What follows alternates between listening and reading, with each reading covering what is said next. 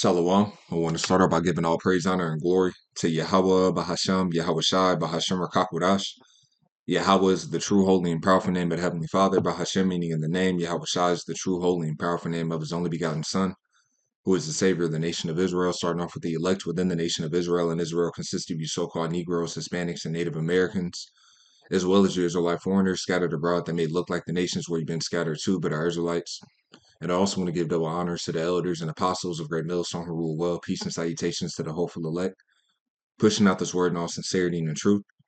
All right, this is the brother Yakar from the GMS branch out in Des Moines, Iowa, coming back at you with another lesson inspired by the Holy Spirit, Habakkuk. And what I want to go into this lesson is show prophetically how those small hats that are in that land today, our land, how they're not the true descendants of Abraham, Isaac, and Jacob.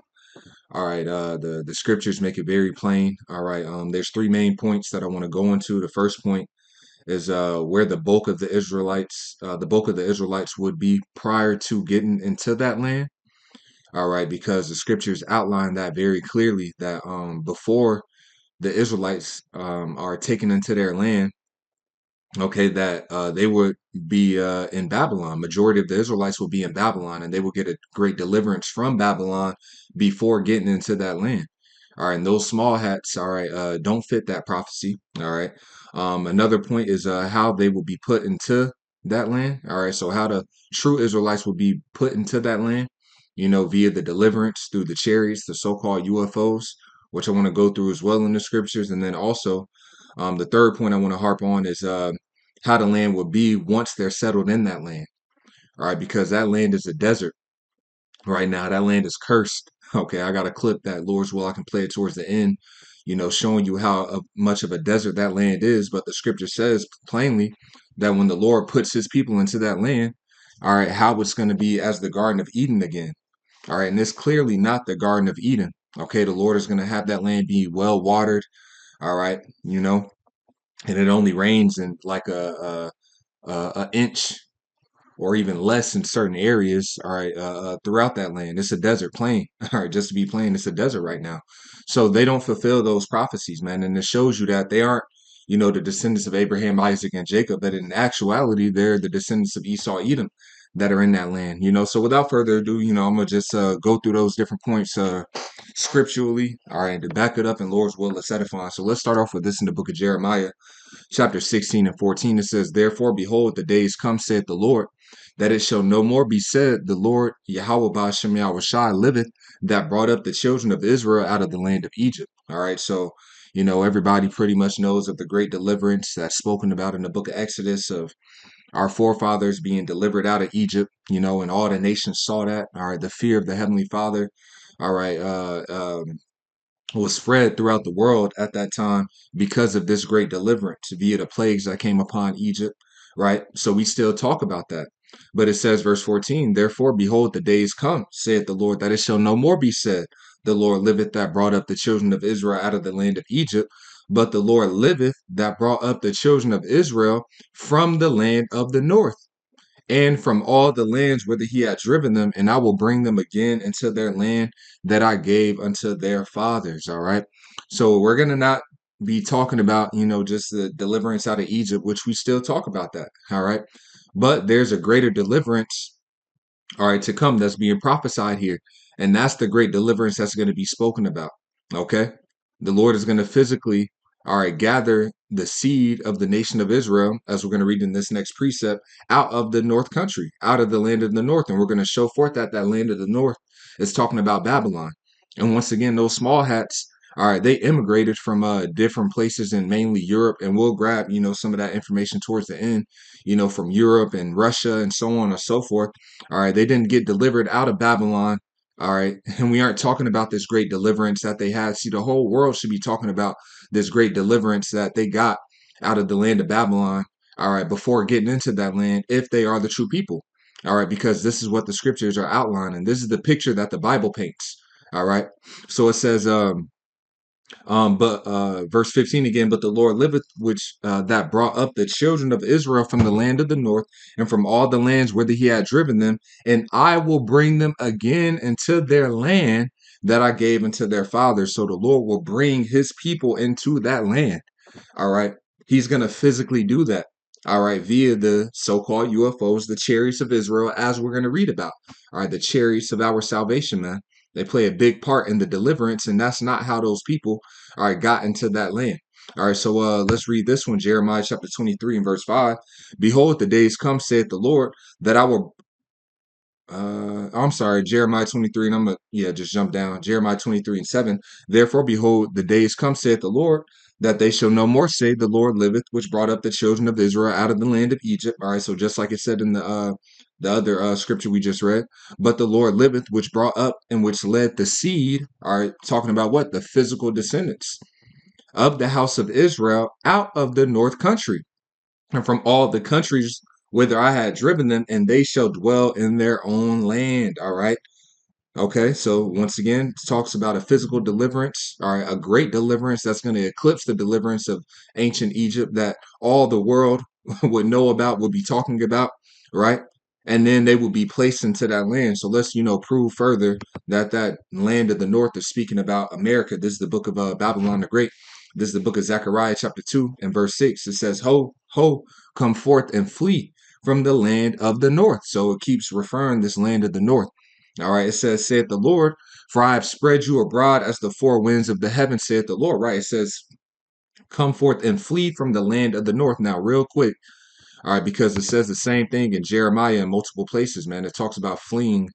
All right, what's going on here? All right, Jeremiah 51 and 6.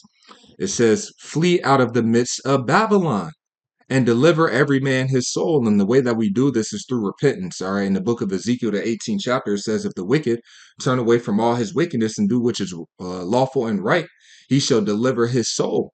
All right. He shall save his soul alive. So we flee out of the midst of Babylon to escape the judgment that the Lord is going to bring upon this place through repentance. It says, take heed unto thyself and unto the doctrine, continue in them. For in doing this, thou shalt both save thyself and them that hear thee. Right. So we deliver ourselves through what? Taking heed unto this doctrine the proper way. It says, receive with meekness the engrafted word, which is able to save your soul. Right. So this is how we flee spiritually from the midst of Babylon. So it says, flee out of the midst of Babylon and deliver every man his soul.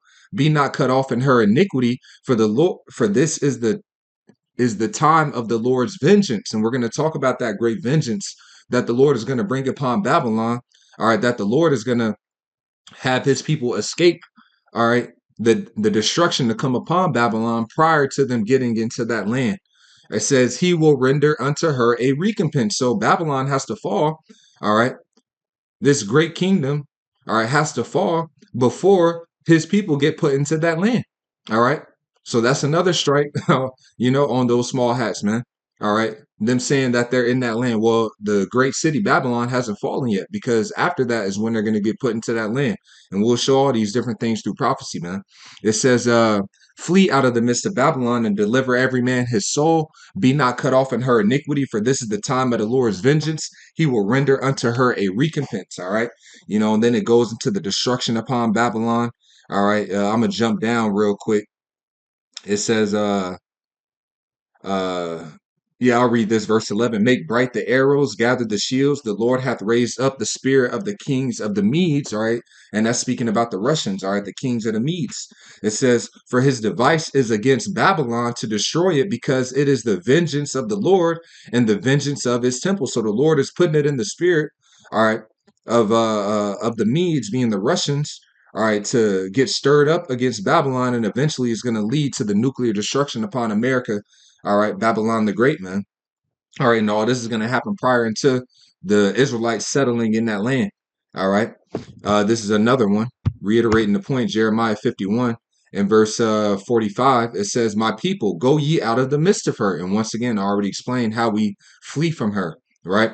It says, and deliver ye every man his soul from the fierce anger of the Lord. So it's reiterating the same points that we read in that book of Zechariah. All right. When it said what? It says, flee from the land of the north. All right, this land of the north is speaking about Babylon, but I'm going to keep reading on this. Jeremiah 51 and verse 45, my people, go ye out in the midst of her and deliver ye every man his soul from the fierce anger of the Lord. It says, all right, so the Lord has professed what? A great judgment, all right, to come upon America, Babylon the Great, and his people will be in Babylon, all right. when the Lord would bring in this judgment upon America, Babylon the Great. So there's a great deliverance that's needed to escape this great judgment that the Lord is going to bring upon Babylon before the Lord takes them into that land. All right, takes us into that land, Lord's will. I'll be a part of that number, man. All right. It says, I'm gonna continue. It says, verse 46, unless your heart faint, and ye fear for the rumor that shall be heard in the land, a rumor shall be both come 1 year, and after that in another year shall come a rumor, and violence in the land, ruler against ruler. All right. So we're hearing about the wars, all right, the rumors of wars, right? So we're in these times. It says, therefore, behold, the days come that I will do judgment upon the graven images of Babylon, and her whole land shall be confounded, and all her slain shall fall in the midst of her, right? So the Lord is going to make this place a desolation, man. It says, let me NLT, it says, for the time is surely coming when I will punish this great city and all her idols. Her whole land will be disgraced, and her dead will lie in the streets. All right. I wanted to jump down. Let me see if I got the other one up. Okay. Uh, I know it says, let me just type this one in. All ye, I think it's in the same chapter. All ye bend the bow, shoot. All ye that bend the bow, shoot at her. All right, yep. Jeremiah 50 and 14, it says, put yourselves in array against Babylon. All right. I'll start at 13. It says, because of the wrath of the Lord, it shall not be inhabited. Talking about Babylon. All right. America, Babylon the Great. It says, but it shall be wholly desolate via the nuclear destruction, the nuclear missiles, which his people are going to need the deliverance out of, because once again, they're going to be in the midst of America, in the midst of Babylon. All right. When those nukes are being shot off. All right. And the scriptures talk about how the second death is not going to have any power over the Lord's elect. That's going to get delivered out of it, man. So this great deliverance is from a deliverance of a catastrophic event that's going to happen in the last days. All right, that they're going to be escaping, delivered out of, and as well as the plagues, all right, that are going to be happening before the nuclear destruction, which is going to turn America, Babylon the Great, into a lake of fire, which John saw, Isaiah saw, Joel, all these various prophets. All right, they saw the destruction via the nuclear missiles to come down upon America, Babylon the Great. It says, because of the wrath of the Lord, it shall not be inhabited, but it shall be wholly desolate. Everyone that goeth by Babylon shall be astonished and hiss at all her plagues. Put yourselves in array against Babylon round about, all ye that bend the bow. Shoot at her, spare no arrows, for she has sinned against the Lord. Right. So all these different nations that have nuclear missiles, they're going to shoot it. All right, shoot their missiles against Babylon. All right, and the Lord's elect are going to be taken up into the chariots, the so-called UFOs. All right, when that happens, man. All right, and that's when that great deliverance is going to come. Okay, that great deliverance from what? The nuclear destruction. All right, so let's read this one. All right, jumping up in that chapter, Jeremiah 50 and 8. Remove out of the midst of Babylon. All right, the same thing. Flee from the midst of her. Flee from the midst of Babylon, saying the same things. Right, remove out of the midst of Babylon, and go forth out of the land of the Chaldeans, and be as the he goats before the flocks. It says, for lo, I will raise and cause to come up against Babylon an assembly of great nations, right, from the north country. Now, this north country and this particular scripture is talking about them Russians, man. All right.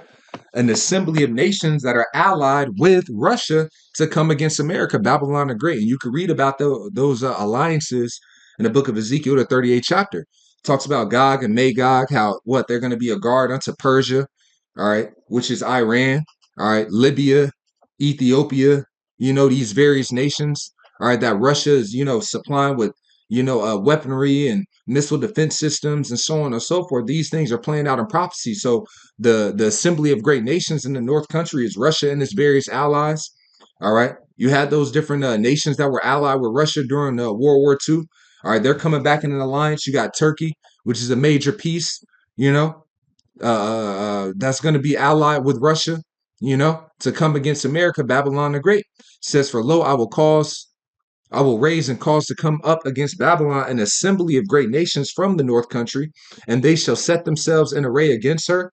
From thence she shall be taken. Their arrows shall be as of a mighty expert man. None shall return in vain. And those arrows is talking about the nuclear missiles, man. All right. It says, in Chaldea shall be a spoil, and all that spoil her shall be satisfied, saith the Lord. All right. So let's go back to this in Zechariah. Zechariah chapter 2 and verse 6. It says, Ho, ho, come forth and flee from the land of the north, saith the Lord. For I spread you abroad as the four winds of the heaven, saith the Lord. Deliver thyself, O Zion, that dwellest with the daughter of Babylon. So the Israelites, all right, Zion, will be dwelling in Babylon before they get put into that land. All right. This is another one, the book of Micah. To tie it in, Micah chapter 4 and verse 10, it says, Be in pain and labor to bring forth, O daughter of Zion, like a woman in travail. For now shalt thou go forth out of the city, right? And the city is Jerusalem. This is the book of Sirach 36 and verse 13. Oh, be merciful unto Jerusalem, thy holy city, the place of thy rest, right? So we got kicked out of our land, right? So this is what this is going into. Micah 4 and 10.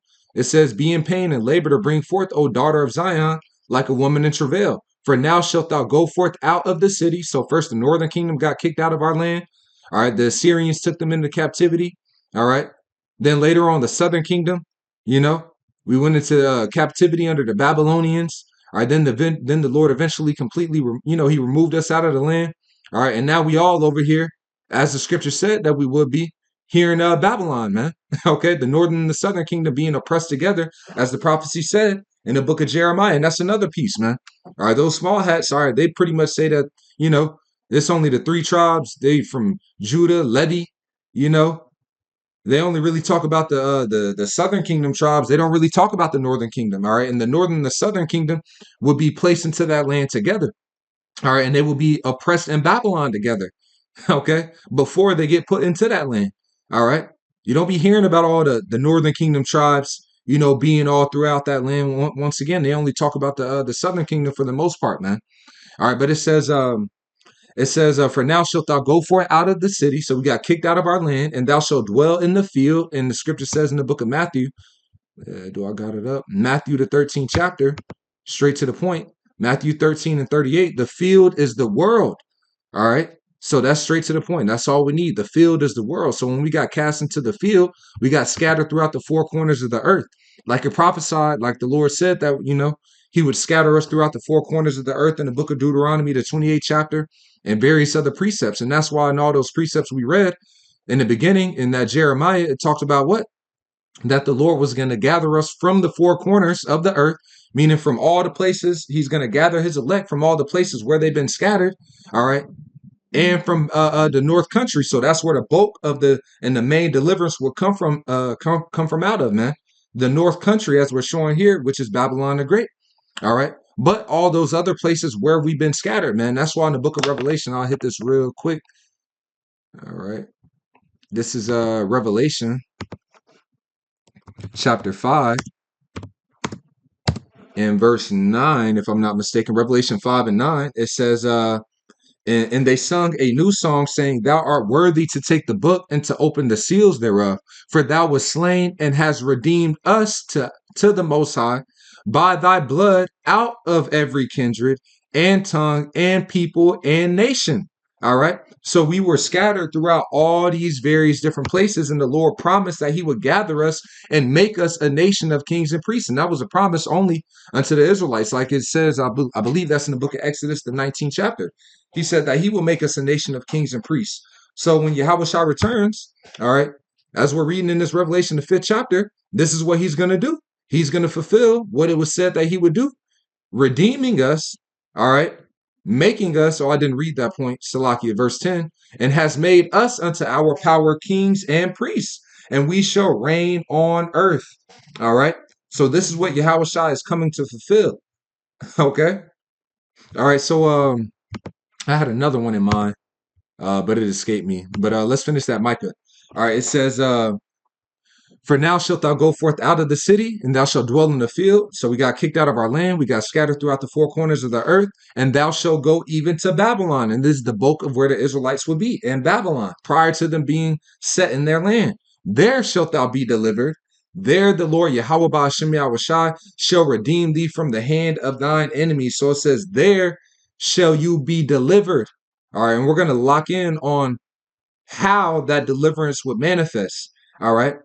And it says, the Lord, there the Lord shall redeem thee from the hand of thine enemies. So the great deliverance that will be spoken about, that would eclipse the deliverance out of Egypt, that all the world will be talking about, that all the world will witness, will come forth out of Babylon.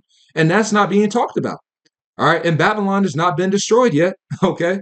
And then after that is when they get set in the land. All right. According to prophecy, man. All right. Not to say that you got, you could have a few Israelites scattered, throughout there amongst them. Like I just explained, we got our people scattered everywhere throughout all nations, you know. That's what I was going to grab in the book of Tobit, the Wadi Yahweh Shem Yahushai. Well, I'll just quote it. It says, confess him among the Gentiles, ye children of Israel, for he has scattered us among them.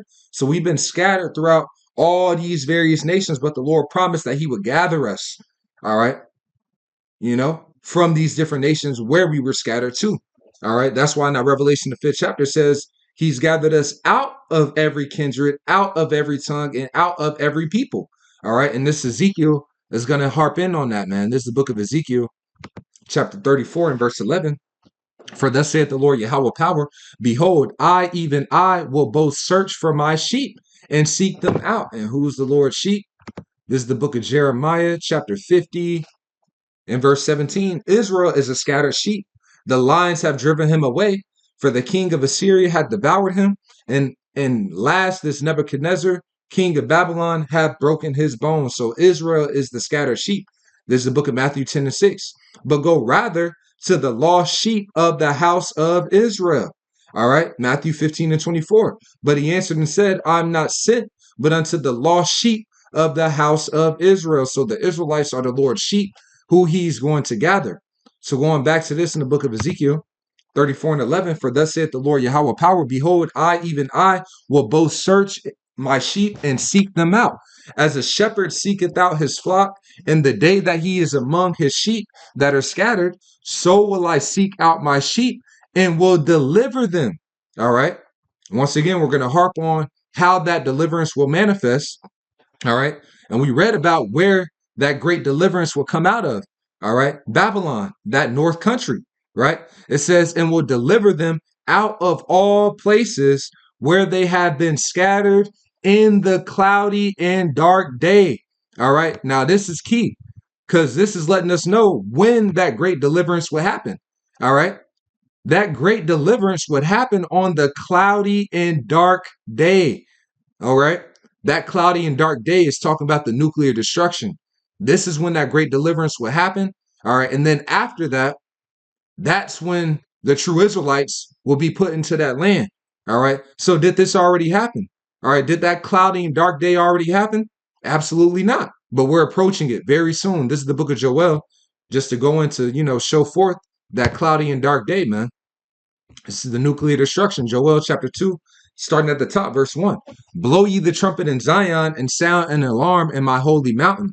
Let all the inhabitants of the land tremble, for the day of the Lord cometh, for it is nigh at hand. So throughout the scriptures, it talks about this great and terrible day of the Lord. All right, and it's talking about the nuclear destruction that would happen in the end. And this is what the Israelites, all right, would need to be delivered from, man. All right, because this earth is going to reel to and fro like a drunkard. All right, it's going to shake the earth. The elect, all right, of the nation of Israel, all right, a lot of them will be in America, all right, and they will need to be taken up into those chariots to not, partake in that nuclear destruction when it happens, man, because they're going to be in the midst of Babylon, all right? So it's going to be a miraculous, deliverance out of this place, man, all right? And those small hats, all right, they're not fitting none of this, okay? But anyways, and this didn't happen yet, man. Joel chapter 2 and verse 2, it says, a day of darkness and of gloominess, all right? That cloudy and dark day. This is talking about the same event, the same day, the same thing. A day of darkness and gloominess, a day of clouds and thick darkness. As the morning spread upon the mountains, a great people and a strong, there hath not been ever the like, neither shall be any more after it, even to the years of many generations. Right. So it says a great people and a strong, there hath not been ever the like. And what it's talking about is the nuclear missiles, man.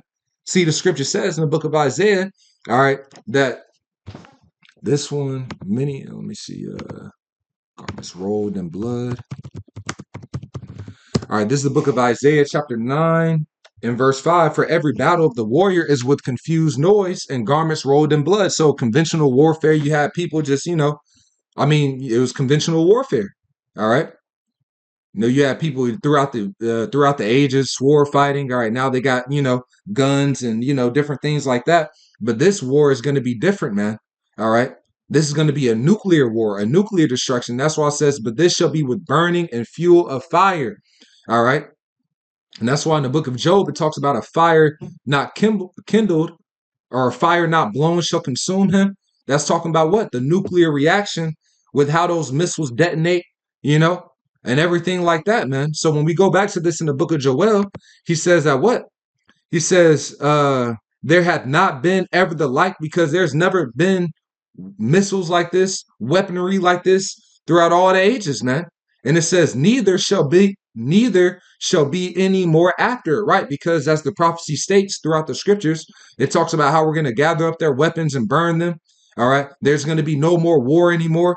All right. So after the nuclear destruction, all this weaponry is going to be done away with, man. All these missiles and everything like that, there's going to be no need for it. There's going to be no more war anymore. So that's why it says there shall never be any more after it, man, even to the years of many generations. Verse 3 says, a fire devoureth before them, and behind them a flame burneth. And that's talking about when those missiles re-enter the atmosphere, they have what they call it a re-entrance glow. And I got a clip that I'll show that'll kind of go into some of these points as well. The imagery, all right? He's describing, the nuclear missiles, man, all right? Them being shot off and, destroying this place, man. All right. It says, a fire devoureth before them, and behind them a flame burneth, right? The propulsion system of the missiles. The land is as the Garden of Eden before them. All right. And behind them a desolate wilderness, right? And we read about in the book of Jeremiah how Babylon is going to be made desolate via what? The Lord's the weapons of his indignation, these nuclear missiles, man. This nuclear war. Yea, and nothing shall escape them, right? It says, it shall be ill with him that is left in his tabernacle. Anybody that's left on the soils of America, all right, when these missiles get shot off, all right, they're going to be turned into the elements, man. All right, obliterated. It says there shall be nothing. The scripture says that the elements are going to melt with fervent heat. All right, the scriptures talk about the day that shall burn as an oven. The scriptures talk about in the book of Zechariah, the 14th chapter, how they shall stand upon their feet, and their tongue consume away in their mouth, and their eyes consume away as they stand. All right. It's going to be a horrible day, man. A great and terrible day. But this is what it's prophesying about, and this is what the Israelites will be delivered out of, man. All right. It says, yea, and nothing shall escape them. The appearance of them is as the appearance of horses, and as horsemen, so shall they run. All right. And it mentions that in the book of Revelation. All right. Let's grab that. Revelation 9. All right. This is the book of Revelation, Revelation chapter 9 and verse.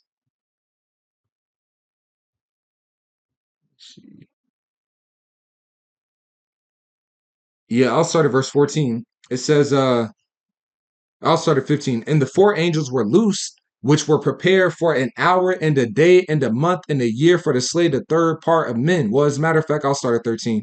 And the sixth angel sounded, and I heard a voice from the four horns of the golden altar, which is before the Most High, saying to the sixth angel, which had the trumpet, loose the four angels which are bound in the great river Euphrates, right? Because over there in that land, the valley of Jehoshaphat, that's where, that's where that World War III is going to be. That's where the Lord is going to gather all those nations, all right, in the valley of Jehoshaphat, like it says in the book of Joel as well, man.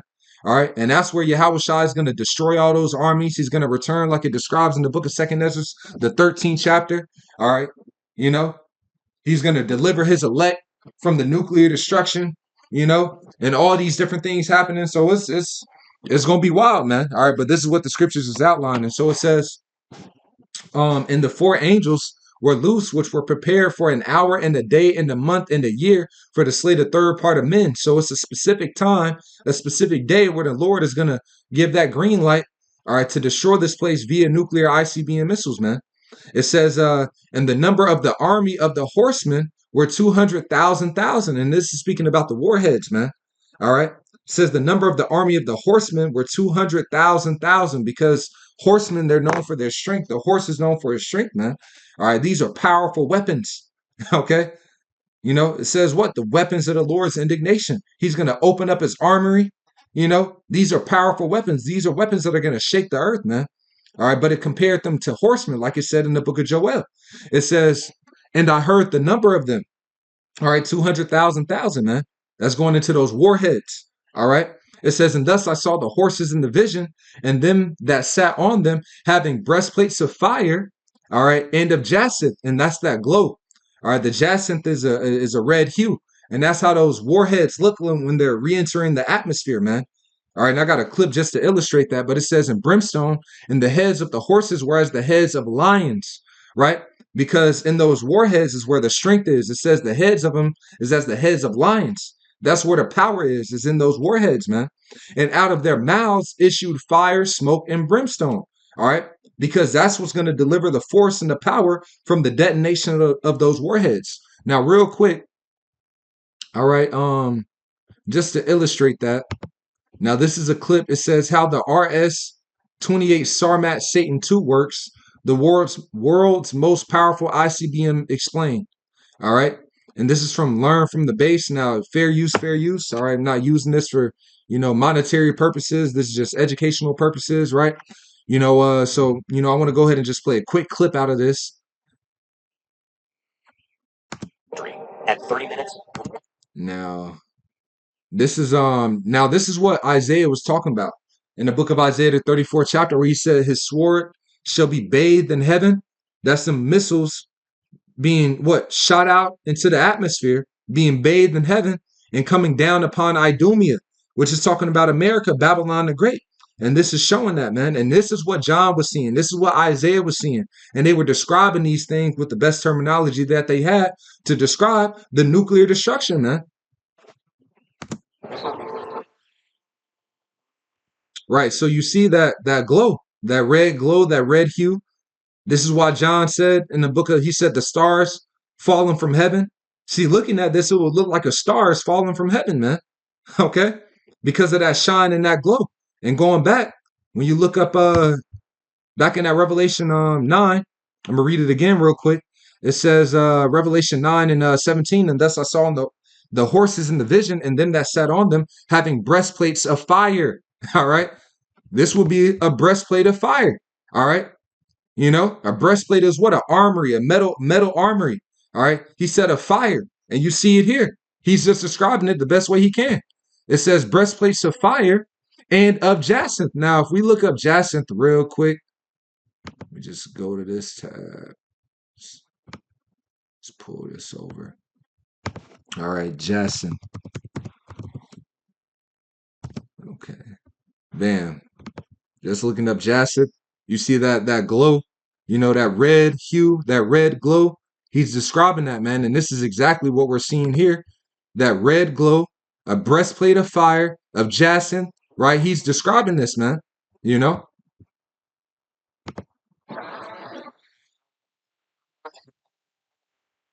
And these are the warheads, right?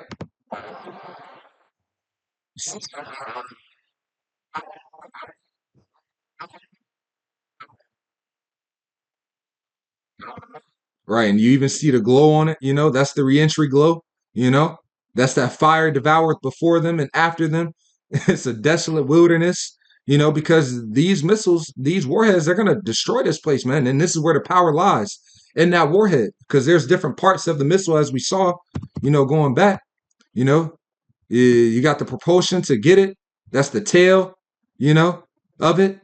Said they had the tails of serpents, right? That's the propel it. Then they break apart. Mhm. And he said this is where the power was at. He said the power was in the heads. It was as a lion, fierce. All right, powerful, man.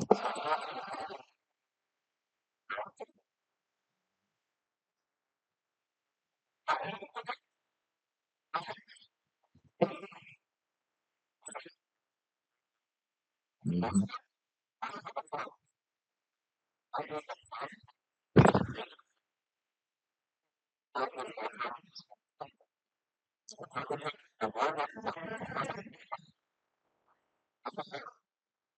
Yep, and that's it, man. It says they have pinpoint accuracy. All right, and this is speaking about that Satan 2 missile that Russia has that can carry all these multiple warheads, right? So this is what John is describing. This is what Joel is talking about. This is what Isaiah is talking about. You know, all these prophets spoke about these things, man. So I just want to show the illustration of that. This is Revelation 9 and 17 again. And thus I saw in the horses in the vision, and them that sat on them having breastplates of fire and of jacinth and brimstone, and the heads of the horses were as the heads of lions, and out of their mouths issued fire and smoke and brimstone. It says, by these three was the third part of men killed, by the fire and by the smoke and by the brimstone which issued out of their mouths, right? From the warheads, man. For their power is in their mouth and in their tails, right? And we saw the tail once again, reiterating the point, which is the propulsion system, man. That's the tail. All right. So the power was what in the tail to get it to its destination. All right. And then the warheads that actually detonate and bring in the destruction. All right. It says it says, for their tails were like unto serpents and had heads, and with them they do hurt. So talking about how painful and how devastating, all right. You know, he was like, look, that shit hurt. You know, it says weeping and gnashing of teeth, man. People, man, it's gonna be terrible, man. Once again, people standing upon their feet, all right, and their tongue being consumed away in their mouth. So this is what's happening, man. All right. This is all right. This is what's going to happen, man. But this is what they're describing. All right. So let's go back to this in the book of Joel, Joel chapter 2, and verse Joel chapter 2. Salachya. All right. So yeah, back in Joel chapter 2, and I'm gonna pick back up at verse 3. It says, "A fire devoureth before them, and behind them a flame burneth." All right. So we saw the reentry glow. The fire devoureth before them, and behind them a flame burneth. That's the propulsion system. All right, from to get the missile to its destination. The land is as the Garden of Eden before them, and behind them a desolate wilderness. All right, so everything is going to be laid flat, desolate, turned into a desert. Yea, and nothing shall escape them. Verse 4, the appearance of them is as the appearance of horses, and as horsemen, so shall they run. Right, and that's why we went to that Revelation, the 9th chapter, to tell you that those horsemen is talking about the missiles. Verse 5, it says, like the noise of chariots on the tops of mountains shall they leap, like the noise of a flame of fire that devoureth the stubble, as a strong people set in battle array. Before their face the people shall be much pain, all faces shall gather blackness. All right, people are going to be in terror and fear. Okay, when these missiles get shot off. All right, it says, they shall run like mighty men, they shall climb the wall like men of war. That means that what if any missile defense system that is tries to be shot at it, all right, it's not going to prevail. Okay, you know, because they try and shoot those missiles up at other missiles. That's the missile defense system, man, but it's not going to work. All right, the Lord is going to make sure they reach their destination. Even in the clip, you can't really hear the audio that well, you know, when I'm using this Camtasia for some reason. But in the clip, it said that what it has pinpoint accuracy. All right, those missiles, man, that Satan 2 missile, they're able to maneuver. All right, you know, and duck and dodge pretty much any missile defense system, move at speeds that you know they can't, you know, be hit with. You know, so that shows you it was the Lord that was working through those scientists to, you know, to create these different missiles, man. But it says, they shall run like mighty men, they shall climb the wall like men of war, and they shall march every one in his ways, and they shall not break their ranks. All right, so they're going to be in a particular order. They aren't going to hit one another, neither shall one thrust one another. They shall walk every one in his path, and when they fall upon the sword, they shall not be wounded. Once again, a missile defense system. It says, they shall run to and fro in the city, they shall run upon the wall, they shall climb up upon the houses, they shall enter in at the windows like a thief, right? So it's just describing those missiles being able to come in and reach their destination. See, the walls of an ancient city, all right, that was the defense, that was the protection. All right, so nothing is going to stop these missiles from reaching their destination. The earth shall quake before them, the heavens shall tremble, the sun and the moon shall be dark, and the stars shall withdraw their shining. And the Lord shall utter his voice before his army, for his camp is very great. For he is strong that executeth his word. The day of the Lord is great and very terrible. Who can abide it? Right. So, and this is that great and terrible day This is that dark and cloudy day, going back into that Ezekiel that we're going to go back to, man. But I want to read one more, just on that dark and cloudy day. This is the book of Zephaniah, chapter 1 and verse 14, just to show you what this day is. And that dark and cloudy day is when it says that the Lord is going to deliver his people. All right, so this day would happen before the deliverance of the Lord's people, before they get put into that land. It's a process of prophecy, man. Zephaniah chapter 1 and verse 14. The great day of the Lord is near, it is near and hasteth greatly, even the voice of the day of the Lord. The mighty man shall cry there bitterly. That day is a day of wrath, a day of trouble and distress, a day of wasteness and desolation, a day of darkness and gloominess, a day of clouds and thick darkness. So this one day is being described by all these various prophets. A day of trumpet and alarm against the fenced cities and against the high towers, and I will bring distress upon men, that they shall walk like blind men, because they have sinned against the Lord, and their blood shall be poured out as dust, and their flesh as the dung. Neither their silver nor their gold shall be able to deliver them in the day of the Lord's wrath, but the whole land shall be devoured by the fire of his jealousy, for he shall make even a speedy riddance of them that dwell in the land. Right? It says a speedy riddance. And when we go into this term riddance, it says completion, termination, full end, complete destruction, consumption, annihilation. All right. You know, so this is talking about that nuclear destruction, man. This is what we're fastly approaching. All right. So going back to this in the book of Ezekiel 34, in verse 12 again, it says, as a shepherd seeketh out his flock in the day that he is among his sheep that are scattered, so will I seek out my sheep, and I will deliver them out of all places where they have been scattered in the cloudy and dark day. So this is when the Lord is going to do this, man. All right. In the cloudy and dark day. And one more. This is Revelation chapter 11, because how is that deliverance going to manifest, man? On this cloudy and dark day. Revelation chapter 11, I'll start at verse 11. And after 3 days and a half, the spirit of life from the Most High entered into them. And that's the 350 years. All right. When Judah and Israel, the beginning of it, that clock starting when Judah and Israel were oppressed together. All right. When you had a southern kingdom brought here to be oppressed with the northern kingdom, you know, and that was the beginning of that, the 350 years to the time the elder Abba Bivens began to preach and proclaim this word and teach. All right. 1969, you know, so from 1609 to 1969, right? That's that 350 years, man. And the spirit of life entered into us, right? The Israelites, man. It says, and they stood upon their feet, and great fear fell upon them which saw them. It says, and they heard a great voice from heaven saying unto them, come up hither. And they ascended up to heaven in a cloud. So this deliverance, all right, is coming through what?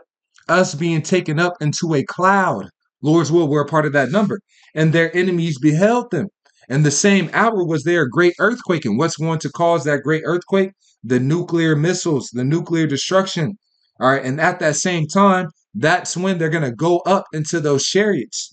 All right. Linking up with Matthew, the 24th chapter. And Lord's will, we'll grab that, man. When Yahweh Shai is going to send his angels to gather his elect on that great and cloudy day, the day of the Lord, the day of his fierce wrath and anger.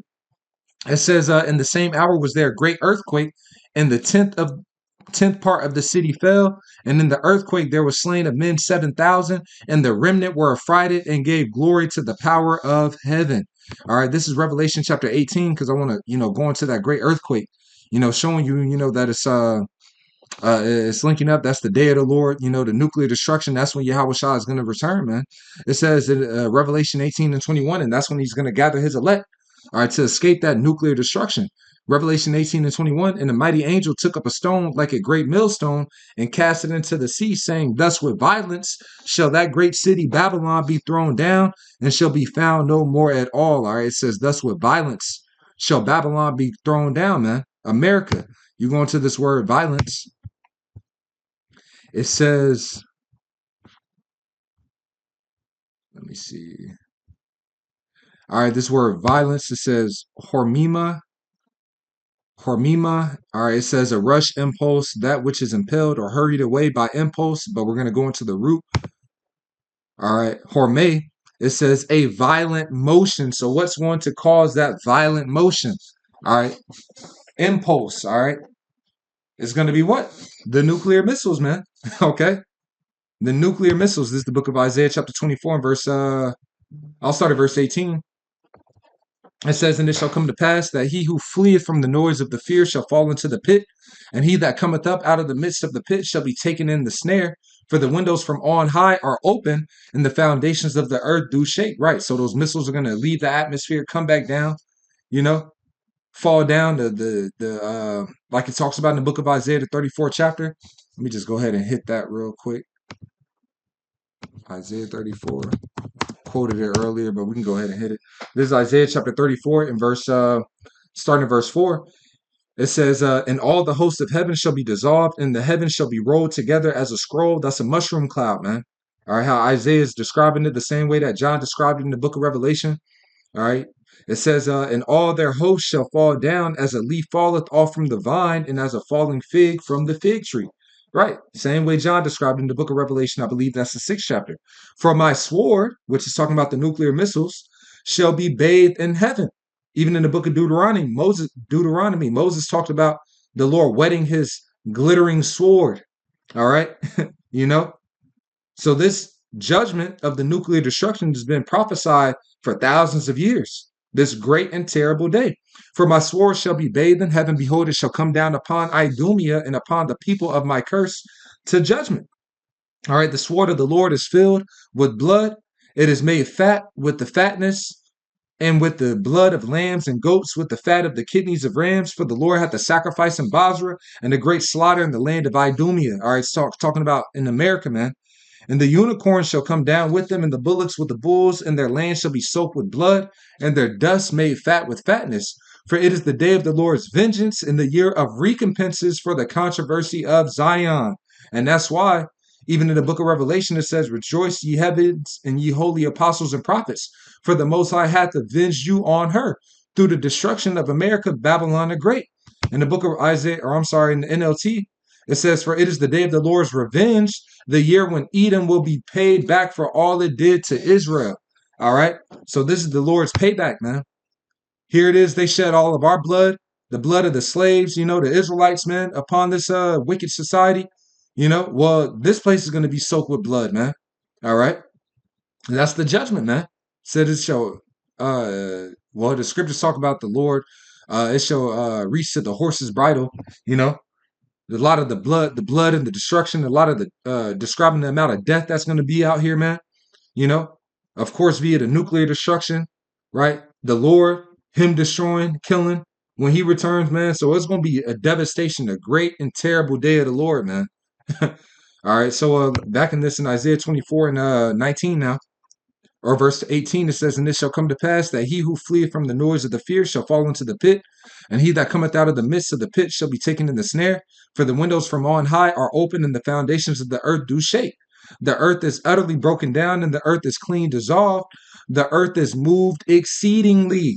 All right, the earth shall reel to and fro like a drunkard, and shall be removed like a cottage, and the transgression thereof shall be heavy upon it, and it shall fall and not rise again. Okay? So the earth is going to shake to and fro like a drunkard. And this hasn't happened yet. All right. This is going to happen prior to the Lord's people being put into that land. All right. Showing you that those small hats cannot be the people because this has not happened yet. All right. Here's another one. Isaiah chapter. We read that Isaiah 24. Isaiah 2. All right. Isaiah 2 and 19. It says, and they shall go into the. Yep. I'll start at verse 17. And the loftiness of men shall be bowed down, and the haughtiness of men shall be made low, and the Lord alone shall be exalted in that day, man. All right. See, the Lord, he's going to get his glory. All right. As a matter of fact, real quick, Spirit just gave me this one. I quoted it, I think, earlier. Malachi 4 and 1. For behold, the day cometh that shall burn as an oven. All right. From the intense heat, from the nuclear destruction. And all the proud, yea, and all that do wickedly shall be stubble. And that day, in the day that cometh shall burn them up, saith the Lord of hosts. that it shall leave them neither root nor branch, right? But it says all the proud, yea, and all that do wickedly. So going back to this Isaiah 2, saying the same thing, man. All right. Isaiah 2 and 17, and the loftiness of man shall be bowed down, and the haughtiness of men shall be made low. That's all the proud. And the Lord alone shall be exalted in that day. And the idols shall he utterly abolish, and they shall go into the holes of the rocks. That's them hiding in those bunkers. All right. Deep underground, bases and everything like that outside of America, right? Because if you're in a bunker in America, that's your grave. All right, everybody's dying in this place. There ain't gonna be a soul left on the soils of America, man. And they shall go into the holes of the rocks and into the caves of the earth for the fear of the Lord and for the glory of his majesty when he ariseth to shake terribly the earth. All right, to shake terribly the earth, man. It says, in that day a man shall cast his idols of silver and his idols of gold, which they made each one for himself to worship, to the moles and to the bats, to go into the clefts of the rocks and into the tops of the ragged rocks for fear of the Lord and for the glory of his majesty when he ariseth to shake terribly the earth. So, when the Lord, allows his weapons of his indignation to be shot upon this place, man, people are going to be hiding in bunkers, you know. But this is what that great earthquake is talking about, man. When we go back to that in the book of Revelation. All right. Hit that. All right. So back in Revelation chapter 11 and verse 12 again, and they heard a great voice from heaven saying, come up hither to escape that great earthquake. And they ascended up to heaven in a cloud, and their enemies beheld them. In the same hour there was a great earthquake, and the 10th part of the city fell. And in the earthquake were slain of men 7,000, and the remnant were affrighted and gave glory to the power of heaven. So, we should know clearly what, is causing that great earthquake through these precepts, man. All right, all these nuclear missiles, man, being shot here, man. Warheads detonating, shaking this earth. All right. Now let's grab this because it says we're going to go up into a cloud. This is the book of 1 Thessalonians 4 and 17. And this was going to, this great deliverance, man.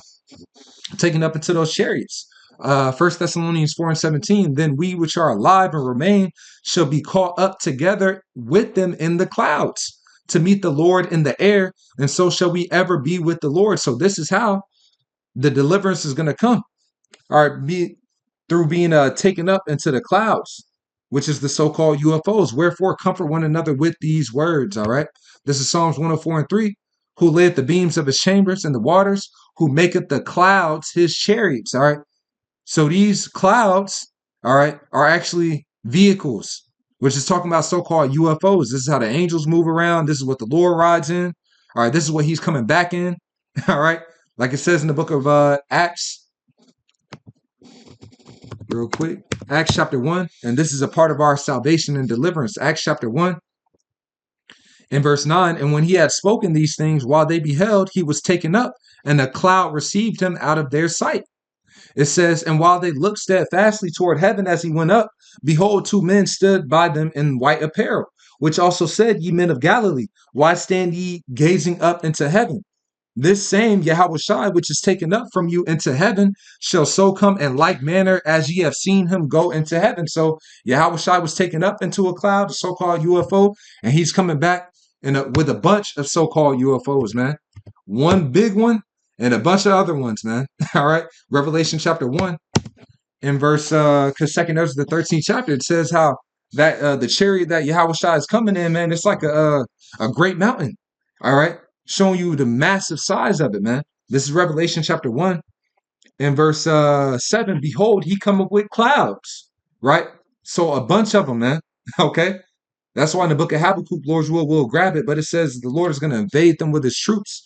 A so-called what Esau likes to portray, alien invasion.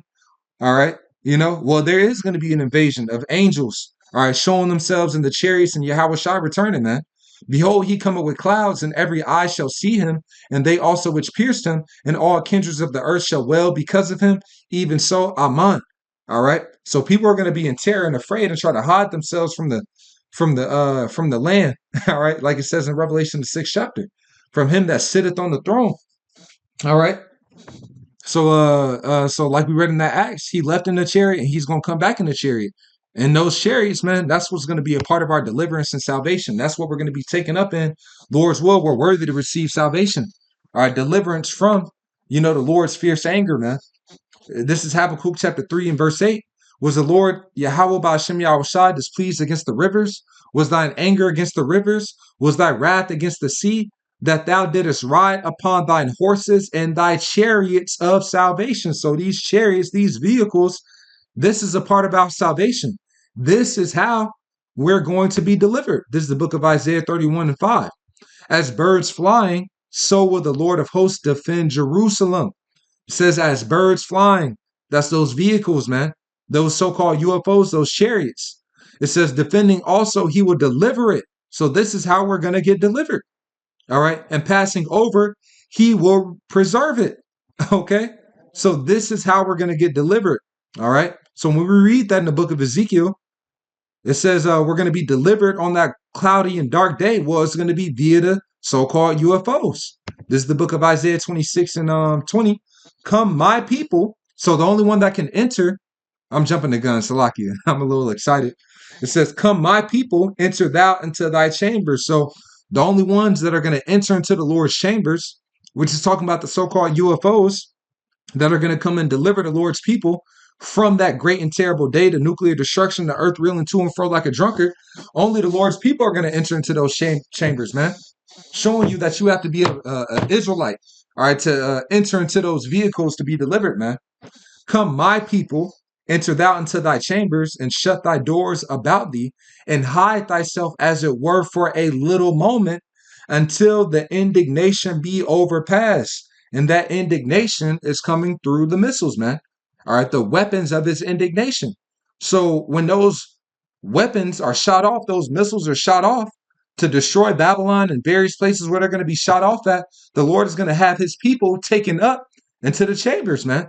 All right, caught up into the clouds. All right, taken up into those chariots, man.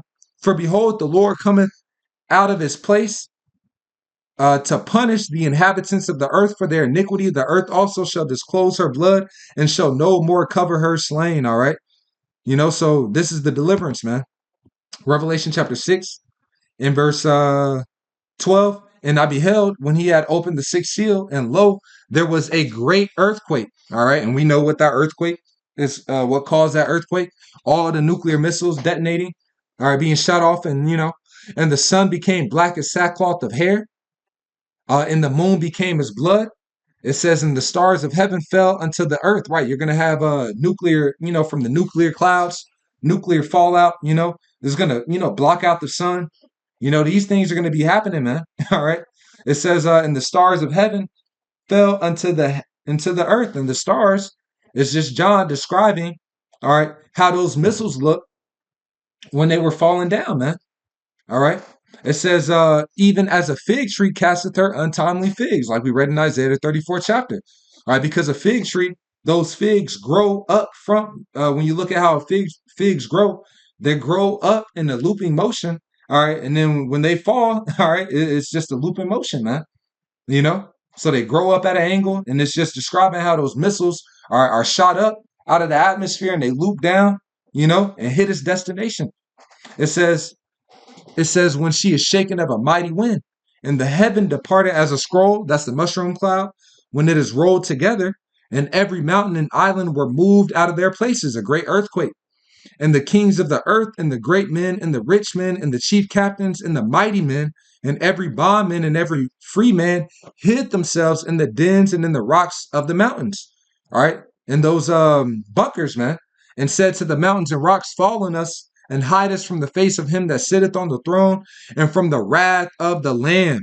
For the great day of his wrath is come, and who shall be able to stand? So we're going to need deliverance from, all right, this great and terrible day, the wrath of the Lord. All right, and the deliverance is going to come via the so-called UFOs, the chariots of Israel. All right, another one, Matthew 24 and 29. Immediately after the tribulation of those days, shall the sun be darkened. All right, and the moon shall not give her light, and the stars shall fall from heaven. All right, the nuclear missiles. All right, you got the nuclear fallout from the detonation of those missiles. All right, and the powers of the heavens shall be shaken, and you can see that Let me pull this clip up. Capability that is crucial. So let me just take the audio off. All right. Now this is the true scale. This is from a clip I found, Science Time. The true scale of modern nuclear weapons. Right now, I just want to grab this just to show. Let me see. Even a further illustration. All right. So this is going into, yeah, I wish the audio could work on this, man. It's all good. So this is Russia's RS-28 nuclear missile. But let me see. Give me a second. It's gonna give a comparison of how massive of a mushroom cloud are these missiles create, these nuclear missiles create, and you can see how, it's gonna block out the sun, man. All right, you know, it's gonna cover the skies. Massive smoke. It says how they saw the smoke of her burning in the book of Revelation, the 18th chapter, man. Now it gives a illustration here. Now this is Mount Everest. You know, it's about 5.5 miles high. All right, Mount Everest is about 5.5 miles high, and they're saying that this is how massive. All right, just the smoke coming up from the nuclear missiles, man. And it gives the different missiles, and that last one right there. Look how massive that is, man. All right, that's damn near 4 or 5 times the total height of Mount Everest, and that's just from one detonation of one nuclear warhead.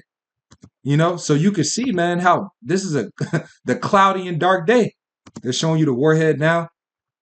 You know, reaching to its destination. All right, this is gonna be this is the cloudy and dark day. Showing you an illustration of it destroying New York. Look at that, man. Look at how high that mushroom cloud reaches outside of the atmosphere, man. Once again, these are animated, illustrations, man. But you're gonna have 200,000 warheads rocking this bitch, not just one. You know, so you're gonna have to be on the chariot, man. Now there's still gonna be people on Earth for sure, but it's gonna be a devastation, man. You're gonna have tsunamis. All right, people, buildings collapse. It's just gonna be complete devastation, man. Complete devastation, right? So let's go back to this. See, is there any more on this? Yeah. All right, so let's go back to this in Matthew the 24th chapter. Matthew 24 and 29. Immediately after the tribulation of those days, so it's going to be a lot of tribulation before, all right, this actual day comes, man. Plagues sent upon this place, all types of destruction and chaos. All right. It says, in those days shall the sun be darkened and the moon shall not give her light. All right, because of the nuclear fallout, and the stars shall fall from heaven. All right, the nuclear missiles, nuclear warheads, and the powers of the heavens shall be shaken. All right, these nations are going to be shook, man. All right. It says, and then shall appear the sign of the Son of Man in heaven. So this is when Yahweh Shai is going to physically return.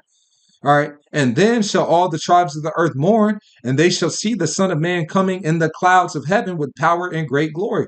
All right. With the angels and the host of heaven, Yahweh Shai in a massive chariot, rest of angels and other chariots as well. It says, and he shall send his angels with a great sound of a trumpet, and they shall gather together his elect from the four winds, from one end of heaven to the other. All right. So then the Lord is going to gather his elect on this great and cloudy day. All right. And then, after that, then the Lord's people will be taken into that land. Now, how long it's going to take until they get into that land, we'll see exactly, man. But it's going to happen after that. This is the book of Ezekiel 34 in verse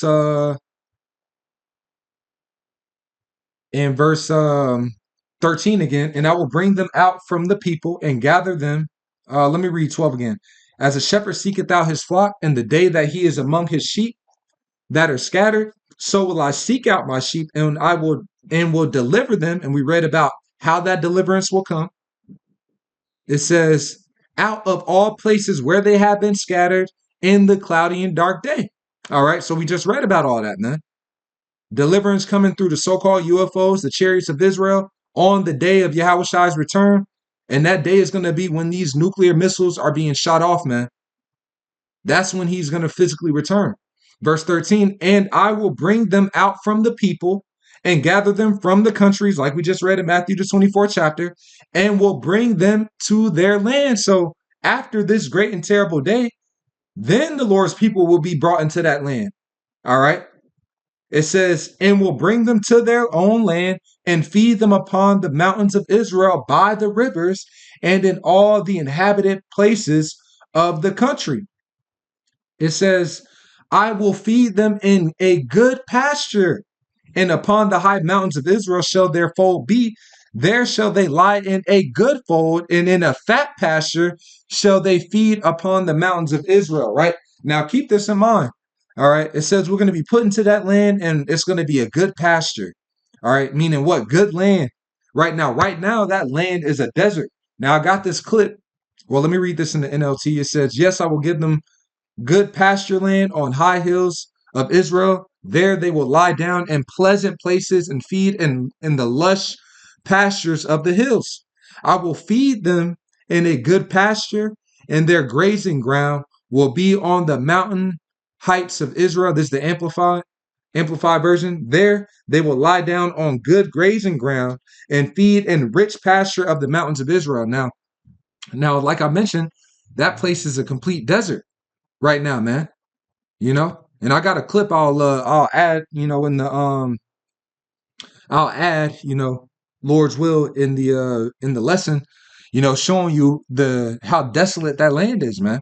All right, it's a dry desert, all right? And this is how the land said it will be when the true Israelites get put in that land. This is Ezekiel chapter 36 and verse 8. It says, but ye, O mountains of Israel, ye shall shoot forth your branches and yield your fruit to my people of Israel, for they are at hand to come. All right. So when the Lord's people are actually in that land, then it's going to be fruitful. Then it's going to, yield forth good fruit, be good pasture. It's going to be made to the Garden of Eden, as we're going to read further down.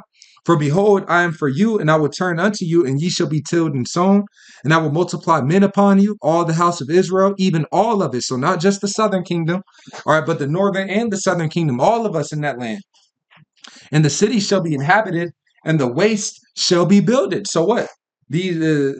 That wasteland, because it's a wasteland over there, man. It's going to be builded, all right? It's going to be sown. It's going to have, luscious pasture. And I will multiply upon you man and beast, and they shall increase and bring fruit.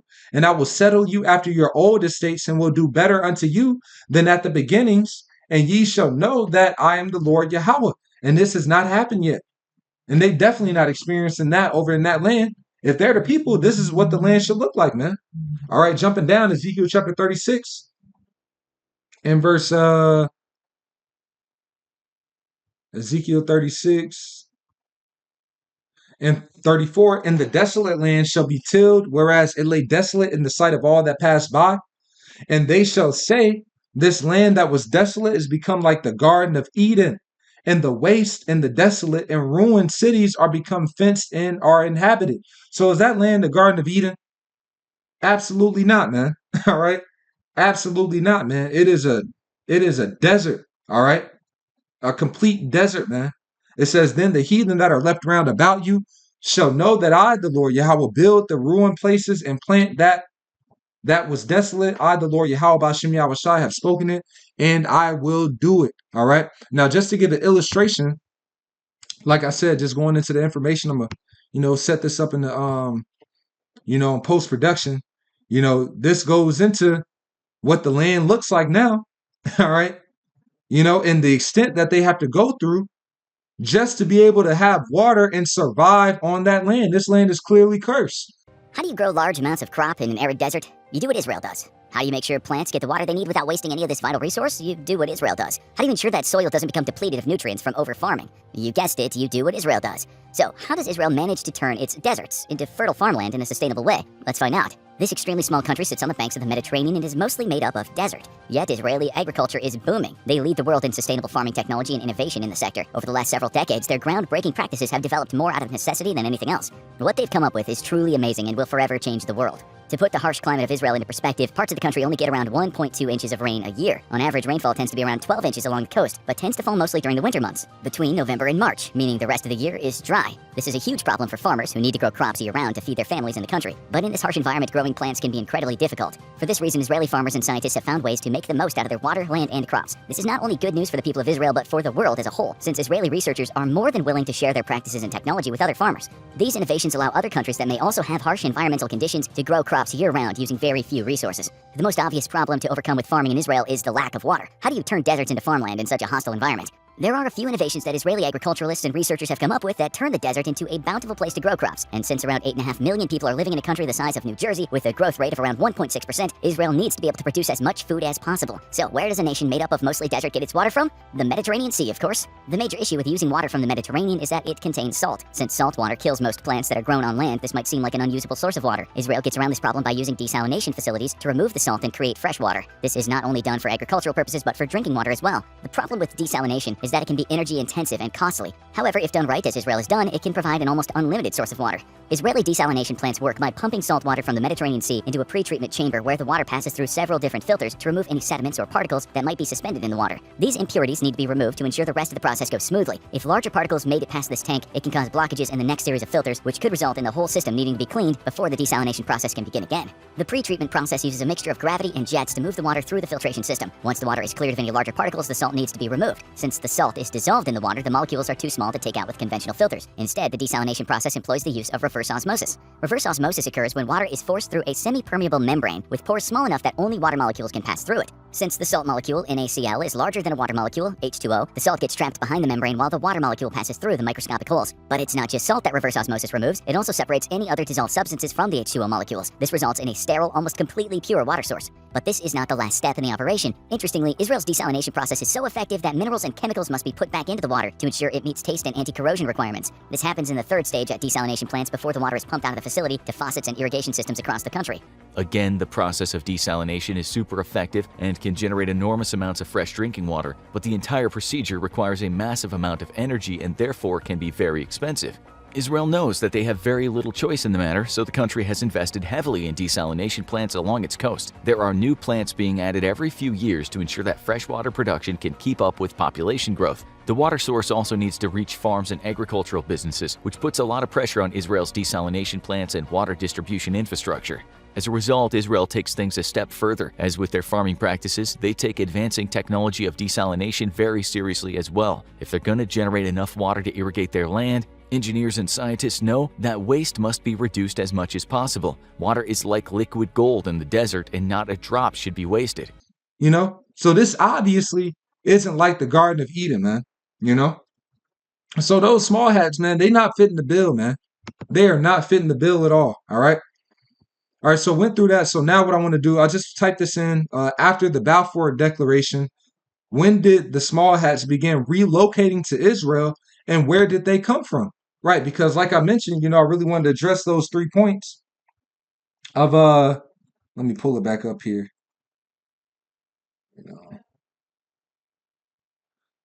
All right, just answering these questions, man. So like I mentioned at the beginning of the lesson, all right, the Bible tells us first where the bulk of the Israelites would be, all right, prior to getting into their land. So we read that they will be in the north country, which we identified as Babylon. All right. So that's where the Israelites would be before they got into that land. The second point, how they would be put into that holy land. All right. So the Israelites they would have this great deliverance, all right, from out of Babylon, all right, from out of the land of the north, because of the nuclear destruction, which hasn't happened yet. All right. Because of the great, terrible day of the Lord during Yahweh's return, then he would gather them up into the chariots, into the so-called UFOs, right? And then he would later place them into that land. Like it said in that book of Ezekiel, man. I'm going to read that precept one more time because that's a heavy precept that brings it all together, man. Ezekiel 34 in verse, Ezekiel 34 in verse 13. Well, 12 again, man. And as a shepherd seeketh out his flock, in the day that he is among his sheep that are scattered, so will I seek out my sheep, and I will deliver them via the chariots out of all places where they have been scattered in the cloudy and dark day. And that tells you when the Lord would do it. The deliverance would come during the cloudy and dark day. And that will bring them out from the people through the Lord gathering his elect through the four corners via the chariots, the so-called UFOs, and gather them from the countries. And it says, and will bring them to their own land. So the Lord is going to bring us into that land and feed them upon the mountains of Israel by the rivers and in all the inhabited places of the country. All right. So that's what would happen. Then the Lord would take us into that land. All right. And when we get into that land, I will feed them in a good pasture. So that land will be good. Wouldn't be a desert. All right. And upon the high mountains of Israel shall be their fold. There shall they lie in a good fold, and in a fat pasture shall they feed upon the mountains of Israel. So the Lord is going to turn it to the Garden of Eden. This is going to be a fat pasture. All right. So when we go into this, because according to them, via this Balfour Declaration, all right, they got into that land and it doesn't fulfill these things. All right. So how they will be put in that holy land? The scriptures tell us that, outlines that, and how the land will be once they're settled in that land. All right. So reading this is just the AI overview. After that Balfour Declaration, when did the small hats begin relocating to Israel, and where did they come from? Now, this is the AI overview. It says, following the Balfour Declaration in 1917, small hat immigration to Palestine, later known as Mandatory Palestine, increased. Zionist pioneers and other individuals from various parts of the world began relocating, with significant waves of immigration coming from Eastern Europe. So they weren't in Babylon. They weren't in the land of the north that it speaks about in the scriptures where this great deliverance will come from. These niggas came from Eastern Europe, particularly Poland, Russia, and Romania, and Yemen. But we read throughout the scriptures, well, it said that they will be in the north country in Babylon chiefly, all right, before they get put into that land. But this is where they came from before they got into that land. So they don't fit the bill. It says the first waves known as the first Aliyah began in 1881. The small hats fleeing pogroms in Eastern Europe. All right. Sources of immigrants. While the majority came from Europe, particularly Eastern Europe, significant numbers also arrived from Yemen and other parts of Asia. All right. So all these, you can read through all this information. It just shows you that they're not fitting what the scripture says, concerning the Israelites, where they would be prior to them getting into that land, nor how the land would be. All right. They just don't fit any of these things, man. It's clear that they're not the Lord's, the true descendants of Abraham, Isaac, and Jacob, man. The Lord's chosen people. All right. But I'll end it off with this, man. Pretty much the point's been, proven, man. But this is the book of Ezekiel 36, and starting at the top now. Also, thou son of man, prophesy unto the mountains of Israel, and say, ye mountains of Israel, hear the word of the Lord Yahweh.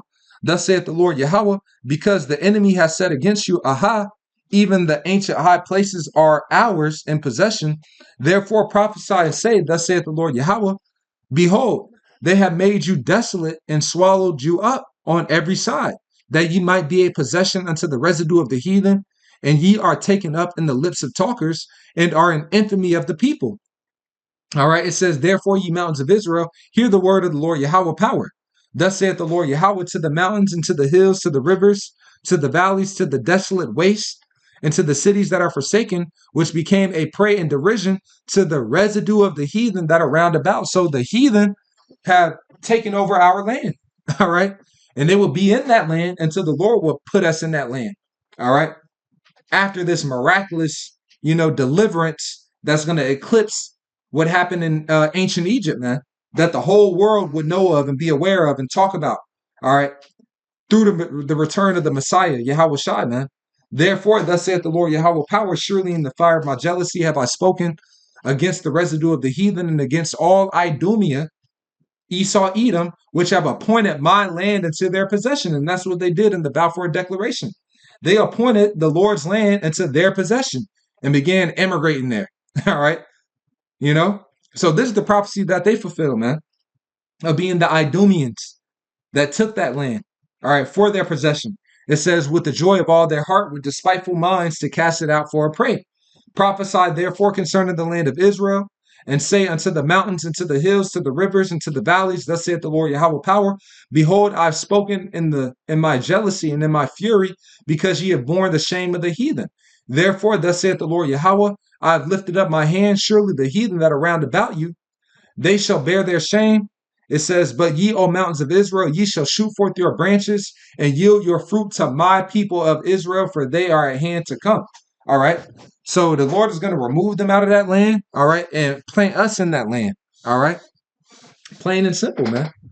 Okay. So, that's really it, man, through the spirit. I just want to go through those various points, man. And this is clearly, man. All right. Them small hats are losing, man. All right. They are not the people. But I'm going to end it right there and give all praise, honor, and glory to Yahweh, Bahashem, Yahweh Shai, Bahashem, Rakakwadash. Double honors to the elders and apostles of Great Millstone who rule well. Peace and salutations to the hopeful elect. Pushing out this word in all sincerity and in truth.